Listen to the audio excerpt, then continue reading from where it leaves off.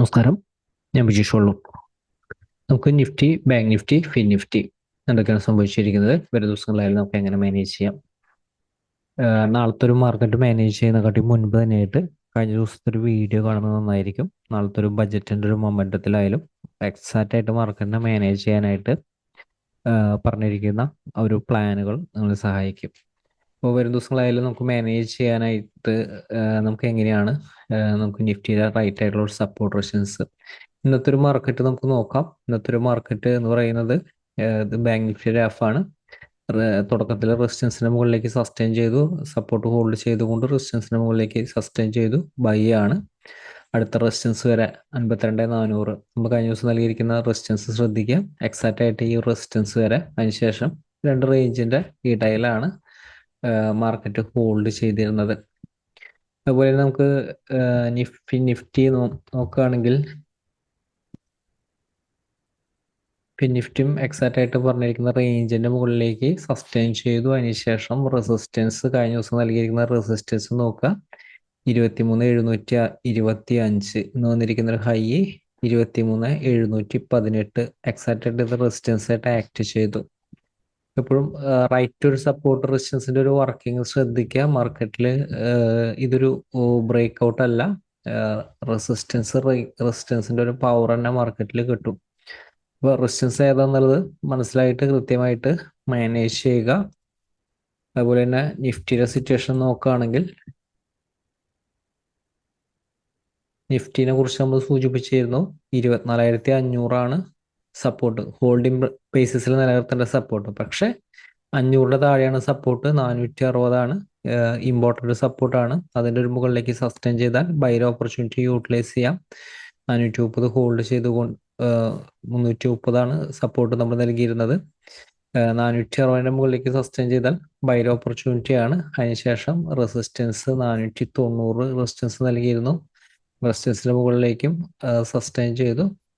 ഇവിടുന്ന് ഇപ്പോൾ single candle തന്നെ നമുക്കൊരു ബൈർ ഓപ്പർച്യൂണിറ്റി യൂട്ടിലൈസ് ചെയ്യാവുന്ന എൻട്രിയാണ്. അതിനുശേഷം നമ്മൾ റെസിസ്റ്റൻസ് നൽകിയിരുന്നത് 24,540. 540 മുകളിലേക്ക് സസ്റ്റെയിൻ ചെയ്തെങ്കിലും 600 അടുത്ത് വരെയാണ് നിഫ്റ്റി മൂവ് ചെയ്തത്. 595 വരെയാണ് നിഫ്റ്റി മൂവ് ചെയ്തിരുന്നത്.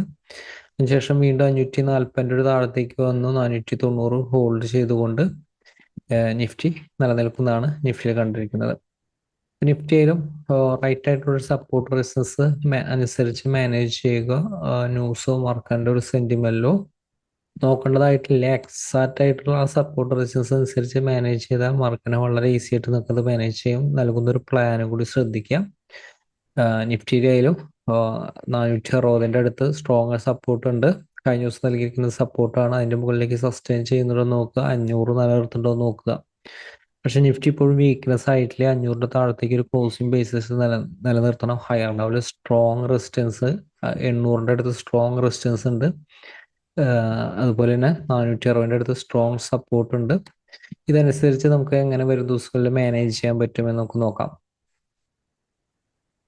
നിഫ്റ്റിയിൽ തൊട്ടടുത്തൊരു സപ്പോർട്ട് നൽകുന്നുണ്ട്. ഈ തൊട്ടടുത്ത് സപ്പോർട്ട് നൽകുന്നത് ഇപ്പൊ നാളത്തെ ഒരു സിറ്റുവേഷൻ കൃത്യമായിട്ട് നമുക്ക് ഒരു എൻട്രി മിസ്സാവാതിരിക്കാൻ വേണ്ടിയിട്ടാണ്. 24,500 ഹോൾഡ് ചെയ്തുകൊണ്ട്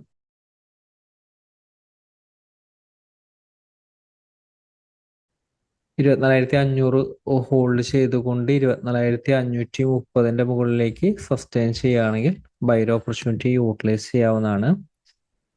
അതുപോലെ തന്നെ 500 താഴെയാണെങ്കിൽ ഷോർട്ട്സ് ആൻഡ് ഓപ്പർച്യൂണിറ്റി യൂട്ടിലൈസ് ചെയ്യാം. 500 താഴെയാണ് ഓപ്പൺ ചെയ്യുന്നത്, ഷോർട്ട്സ് ആൻഡ് ഓപ്പർച്യൂണിറ്റി യൂട്ടിലൈസ് ചെയ്യാം. ചെറിയ ടൈം ഫ്രെയിലോ വലിയ ടൈം ഫ്രെയിലോ ഷോർട്ട്സ് ആൻഡ് ഓപ്പർച്യൂണിറ്റി കിട്ടിക്കഴിഞ്ഞാൽ യൂട്ടിലൈസ് ചെയ്യാവുന്നതാണ്. അടുത്തൊരു സപ്പോർട്ട് കാണുന്നത് 465 24,465 സപ്പോർട്ട് കാണുന്നത്. 465 ഹോൾഡ് ചെയ്തിട്ട് നോക്കുക.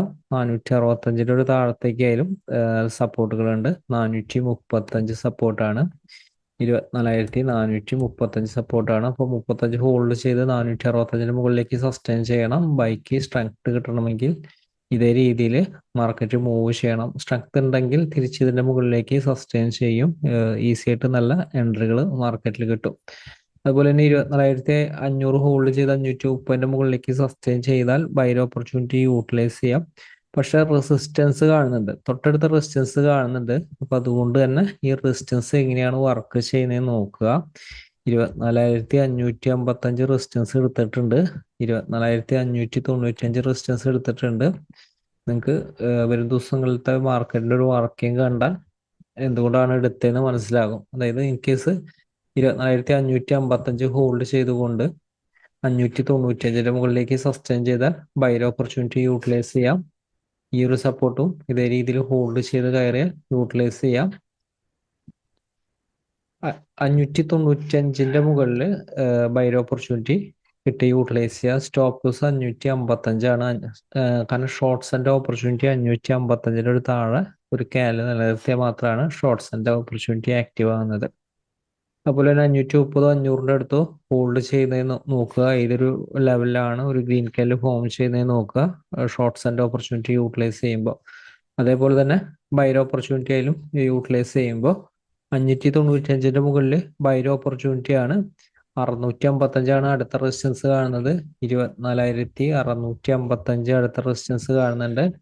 655 വിട്ടാൽ 24,680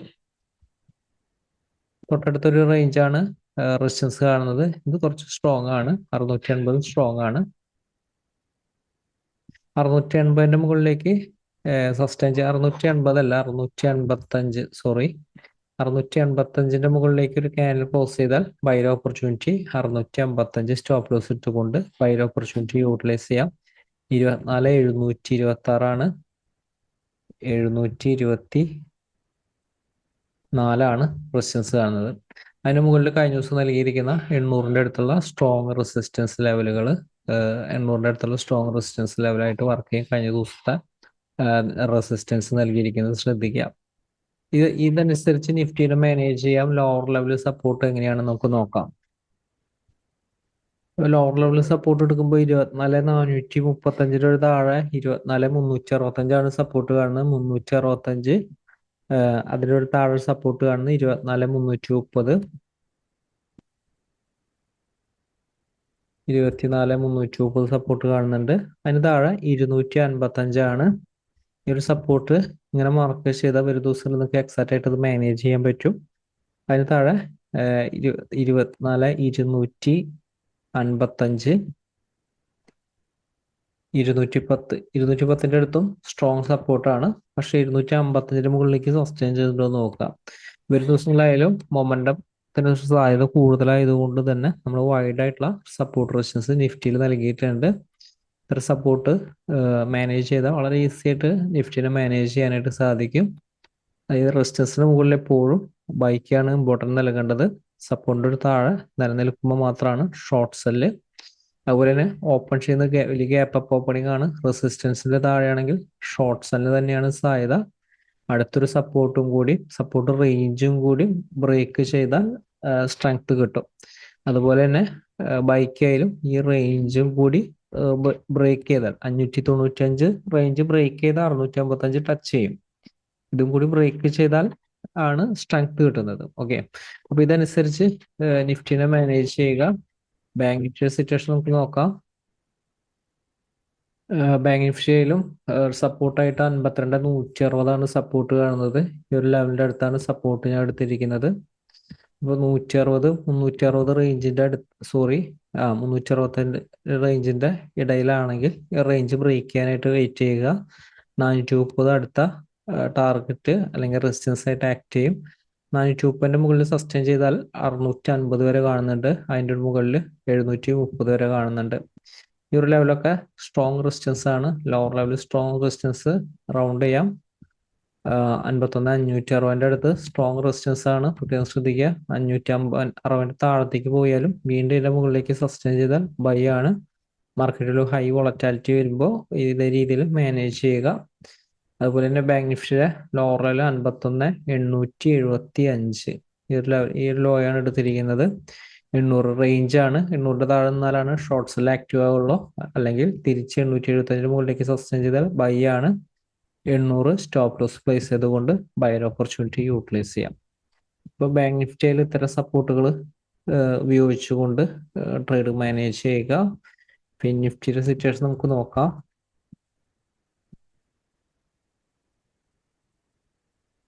ഫിനിഷായാലും ഇന്ന് എക്സാക്റ്റ് ആയിട്ടുള്ള ഒരു സപ്പോർട്ട് റെസിസ്റ്റൻസിന്റെ ഒരു വർക്കിംഗ് കാണാനായിട്ട് സാധിക്കും. വരും ദിവസങ്ങളിൽ ഇതായിരിക്കില്ല സപ്പോർട്ട്, നമുക്ക് നോക്കാം.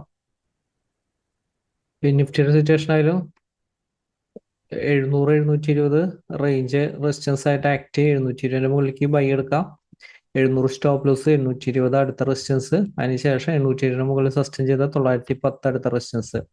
In case gap up opening ആണ് ചെയ്തത് 720 മുകളിലാണ്, 700 താഴത്തേക്ക് സസ്റ്റെയിൻ ചെയ്താൽ ഷോർട്ട് സെൽ ആക്റ്റീവ് ആകും. 23,555 സപ്പോർട്ട് ഹോൾഡ് ചെയ്യുന്നുണ്ടെങ്കിൽ പ്രോഫിറ്റ് ബുക്ക് ചെയ്യുക. 555 താഴെ 400-445 400 ഹോൾഡ് ചെയ്തുകൊണ്ട് 445 മുകളിൽ ബൈ എടുക്കാം. 400 താഴെ സസ്റ്റെയിൻ ചെയ്യുന്ന കുറച്ചധികം വീക്ക്നെസ് ആണ്, കുറച്ച് താഴെയാണ്. 210 അടുത്താണ് ഈ സപ്പോർട്ട് വരുന്നത്. ഈ ഒരു സപ്പോർട്ട് ഇങ്ങനെ മാനേജ് ചെയ്യുക. ഇപ്പോൾ നിഫ്റ്റി, ബാങ്ക് നിഫ്റ്റി, ഫിൻ നിഫ്റ്റിയിൽ ഇത്ര ലെവൽ ഫോളോ ചെയ്ത് എക്സാക്ട് ട്രെൻഡ് നിലനിൽക്കുക. മാർക്കറ്റിലെ വലിയ ദിവസമായിട്ട് നമുക്ക് ഒരു ദിവസം അപ്ഡേറ്റിൽ വീണ്ടും കാണാം. Thank you.